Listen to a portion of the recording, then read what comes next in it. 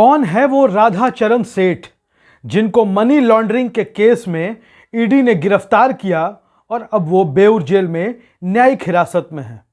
आज बात करेंगे राधाचरण सेठ उर्फ राधाचरण शाह की, जो जनता दल यूनाइटेड के एमएलसी हैं और इसके पहले वो राष्ट्रीय जनता दल के भी एमएलसी रह चुके हैं। राधाचरण सेठ की पूरी कुंडली हम खंगालेंगे, राधाचरण सेठ के पूरे इतिहास से आपको वाकिफ कराएंगे, रूबरू कराएंगे। राधाचरण सेठ उर्फ राधाचरण शाह, वैसे उनका नाम राधाचरण शाह बताया जाता है दस्तावेजों में, लेकिन उनके समर्थक, उनके जानने वाले उनको सेठ जी कहकर संबोधित करते हैं। और राधाचरण सेठ बिहार की राजनीति में तब सुर्खियों में आए जब उन्होंने बाहुबली माने जाने वाले, बिहार के बाहुबली नेता के तौर पर अपनी पहचान रखने वाले विधायक सुनील पांडे के भाई और एमएलसी हुलास पांडे को चुनाव में पराजित कर दिया। जी हां, भोजपुर बक्सर स्थानीय निकाय क्षेत्र से जनता दल यूनाइटेड के वर्तमान रूप में एमएलसी हैं वर्तमान समय में राधाचरण सेठ। वो कभी राष्ट्रीय जनता दल से भी एमएलसी रह चुके हैं और वो चर्चा में तभी आए जब राष्ट्रीय जनता दल के उम्मीदवार के तौर पर उन्होंने हुलास पांडे को पराजित कर दिया। और हुलास पांडे, सुनील पांडे दोनों भाई हैं, एक भाई एमएलए और एक भाई एमएलसी। बिहार की राजनीति में हुलास पांडे, सुनील पांडे दोनों किसी परिचय के मोहताज नहीं थे और वैसे शख्स को पराजित कर एमएलसी के चुनाव में, और एमएलसी का चुनाव स्थानीय निकाय क्षेत्र, बिहार की राजनीति को आप समझते होंगे या उत्तर प्रदेश की राजनीति को भी समझते होंगे तो आपको अंदाजा होगा कि स्थानीय निकाय क्षेत्र के चुनाव कैसे होते हैं। धन बल, बाहुबल का भरपूर प्रयोग होता है और हुलास पांडे जैसे बड़े नामी गिरामी कद्दावर शख्स को पराजित कर राधाचरण सेठ चर्चा में आ गए। राधाचरण सेठ के बारे में आपको बताते हैं। वो बिहार के आरा जिले के भोजपुर जिले के रहने वाले हैं। भोजपुर जिले के बड़हरा प्रखंड के मूल निवासी हैं राधाचरण सेठ, राधाचरण शाह उर्फ सेठ जी। आपको बता दें कि एक वक्त था 1971 का, जब वो आरा स्टेशन के बाहर अपने पिताजी की दुकान में जलेबियां बेचा करते थे। जलेबियों की उनकी दुकान थी, मिठाइयों की दुकान थी, जानने वाले लोग बताया करते हैं। और धीरे धीरे जलेबी की दुकान से होटल से restaurant, resort, real estate, mining, बालू के कारोबार में दिन दूना रात चौगुना तरक्की करते चले गए राधाचरण सेठ। लोग कहते हैं, जिन्होंने राधाचरण सेठ को देखा है, जो उनको जानते हैं, कि किस्मत हो तो सेठ जी जैसी।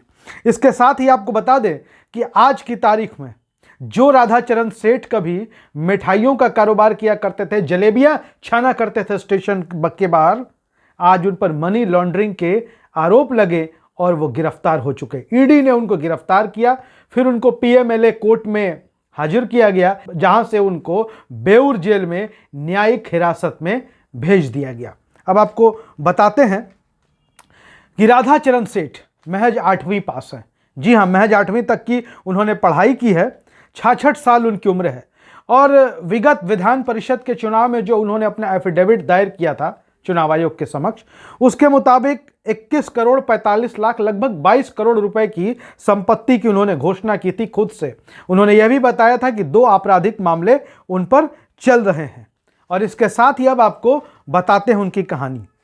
ईडी ने, यानी कि प्रवर्तन निदेशालय ने राधाचरण सेठ को गिरफ्तार क्यों किया है, आपको बता दें कि ईडी का यह दावा है कि राधाचरण सेठ ने बालू के कारोबार और दूसरी आपराधिक गतिविधियों या अपने दूसरे कारनामों से लगभग 77 करोड़ 50 लाख 75,731 रुपए की कमाई की है। लगभग 78 करोड़ रुपए की अवैध कमाई का आरोप ईडी राधाचरण सेठ पर लगा रही है, जबकि राधाचरण सेठ ने चुनाव आयोग को जो जानकारी दी थी उसके मुताबिक लगभग 22 करोड़ रुपए की प्रॉपर्टी उनके पास थी।